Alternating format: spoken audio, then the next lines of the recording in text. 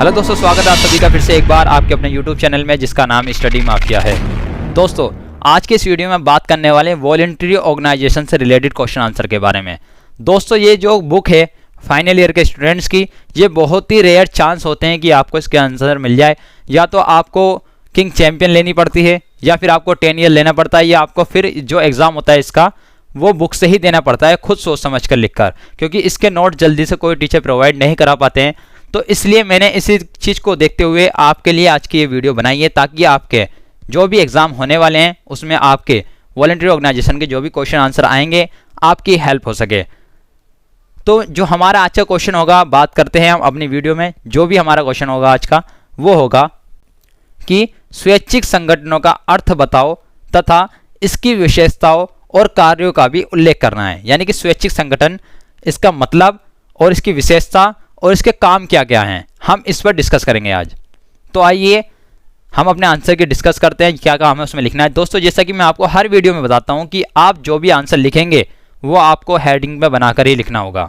जिस तरह से आप किसी भी आंसर की हेडिंग बनाते हैं, जैसे परिचय देते हैं पहले, फिर उसके बाद उसकी हेडिंग बनाते हैं, तो ही आप इसको भी ऐसे लिखेंगे। ये ना समझे कि अलग सब्जेक्ट है तो अलग तरीके से लिखा जाएगा, नहीं। फॉर्मेट सारा वही रहेगा लिखने का, लेकिन जो भी होगा वो लिखने के तरीके भी वही रहेंगे, लेकिन जो आंसर होगा वही तो बदलेगा, केवल फॉर्मेट बाकी वही रहेगा। तो चलिए हम अपने आंसर की शुरुआत करते हैं। इसके आंसर में हम लिखेंगे परिचय में कि मानव एक सामाजिक प्राणी है जो समाज में रहकर अपने और अपने परिवार के हितों के लिए अनेक कार्य करता है, और लेकिन कुछ कार्य ऐसे होते हैं जो परिस्थितियों से प्रभावित होकर करना चाहता है। ऐसे कार्यों से प्रभावित होकर किसी विशेष वर्ग का कल्याण या परिस्थितियों से छुटकारा दिलाना होता है। इसके द्वारा अपने निजी लाभ, जो उसके निजी लाभ होते हैं, या परिवार के लाभ का उद्देश्य नहीं होता। अतः कल्याण की भावना से, अपनी इच्छा से जो कार्य किए जाएं या कार्य करने की इच्छा हो, तो उसे स्वैच्छिकता कहते हैं। ये हमने समझा इसका परिचय। इसमें हम ये लिखेंगे जो मैंने अभी आपको बताया है। अब बात करते हैं हम इसकी अगली हेडिंग की। मैंने हेडिंग बनाएंगे स्वैच्छिकता तथा स्वेच्छारिता में अंतर क्या है। इसमें हम अंतर लिखेंगे, जिसकी हेडिंग में हम लिखेंगे कि स्वैच्छिकता का अर्थ है कि स्व इच्छा से, अपनी इच्छा से आनंद लेने के लिए कोई समाज का कार्य करते हैं। इससे समाज में सकारात्मक परिवर्तन होता है।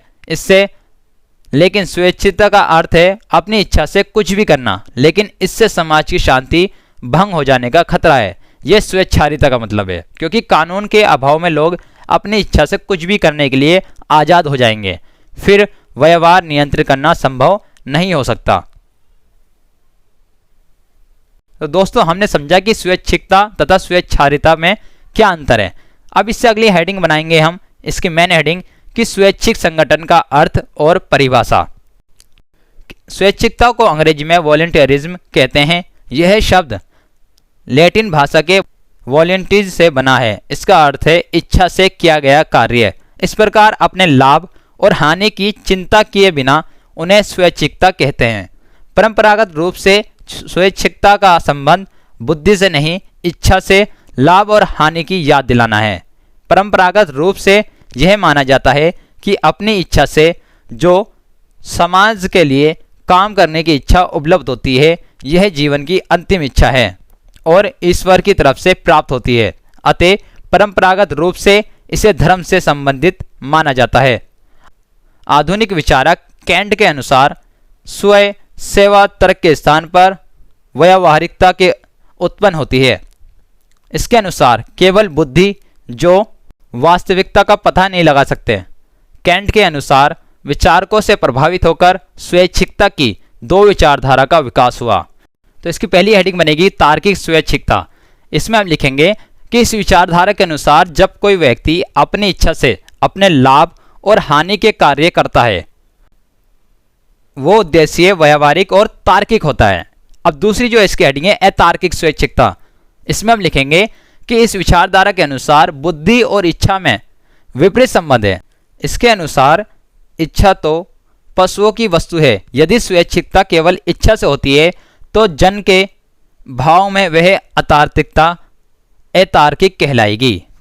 डेविड एल सील्स के अनुसार स्वैच्छिक संगठन ऐसे सदस्यों का समूह है जो सामान्य हितों की प्राप्ति के लिए स्वैच्छिक आधार पर संगठित होते हैं और राज्यों के नियंत्रण के बिना कार्य करते हैं। हमने स्वैच्छिक संगठन का अर्थ और उसकी परिभाषा भी लिख दी और इसकी 2 हेडिंग के बाद हम अगली हेडिंग मेन हेडिंग बनाएंगे कि स्वैच्छिक संगठनों और अंतर, जिसमें हम लिखेंगे कि स्वैच्छिक संगठन वह संगठन होते हैं जिसका मुख्य उद्देश्य समाज में सेवा प्रदान करना होता है, लेकिन जन संगठन ऐसे संगठन होते हैं जो वास्तव में लोकतांत्रिक संगठन होते हैं जिनका उद्देश्य सरकार की नीतियों, कार्यों आदि को प्रभावित करना है, जैसे किसान संगठन, ट्रेड यूनियन आदि।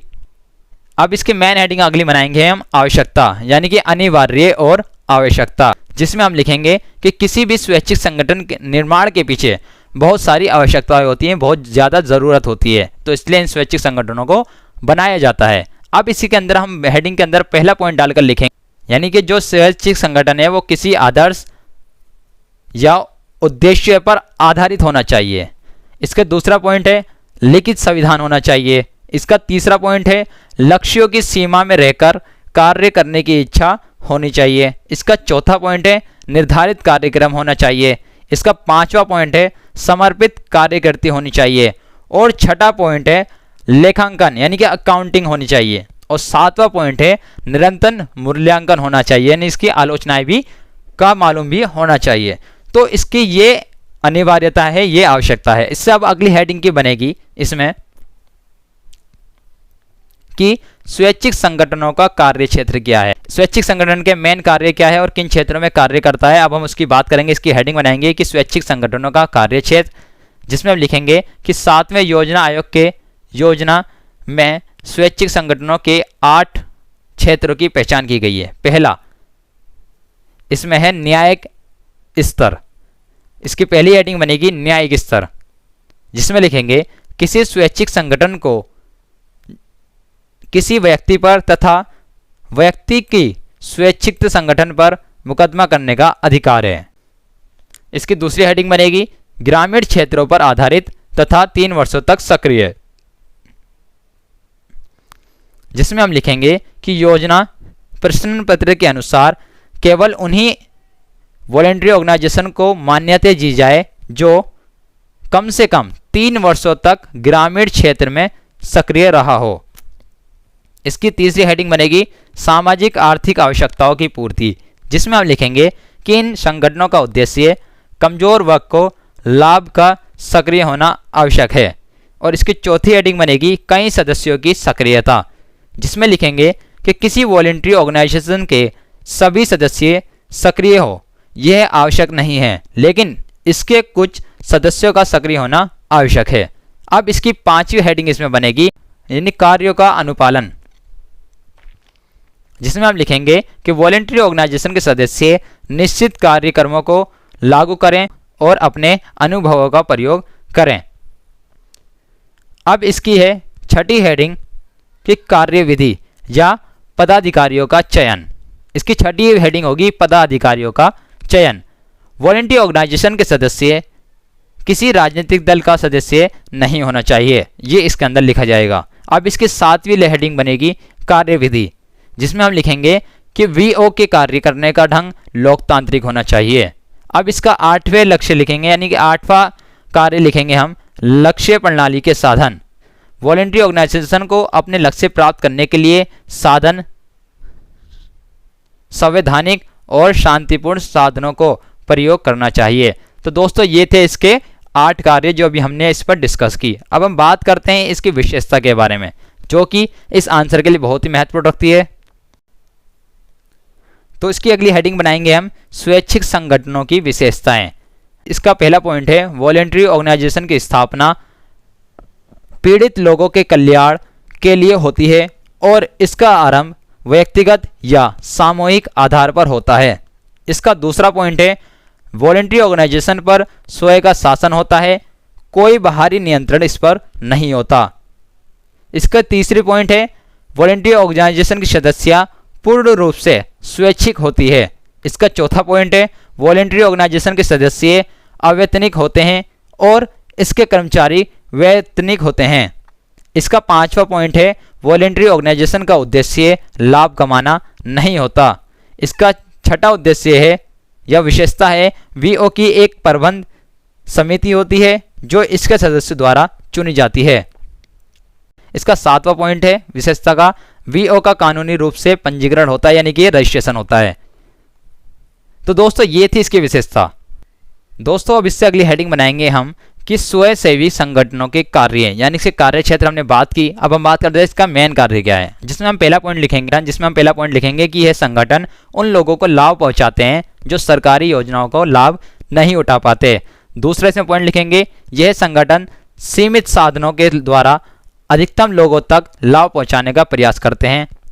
तीसरा इसमें पॉइंट लिखेंगे कि यह संगठन सूचनाओं को अधिकतम लोगों तक पहुंचाते हैं। चौथा पॉइंट इसमें लिखेंगे यह संगठन समुदाय को आत्मनिर्भर बनाते हैं।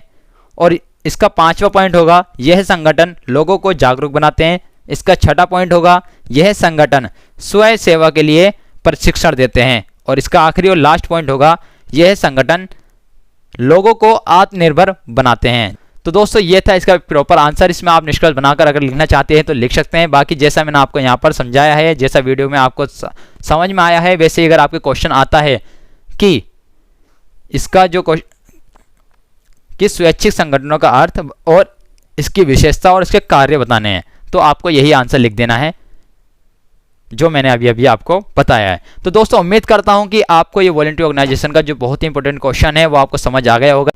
अगर दोस्तों ये आपको समझ आया है तो मुझे नीचे कमेंट बॉक्स करके बताओ कि आपको ये समझ आया है या नहीं। तो मिलते हैं जल्दी नेक्स्ट वीडियो में एक और नए क्वेश्चन आंसर के साथ। अभी के लिए bye bye, take care, see you tomorrow, अस्सलाम वालेकुम, सब बखैर।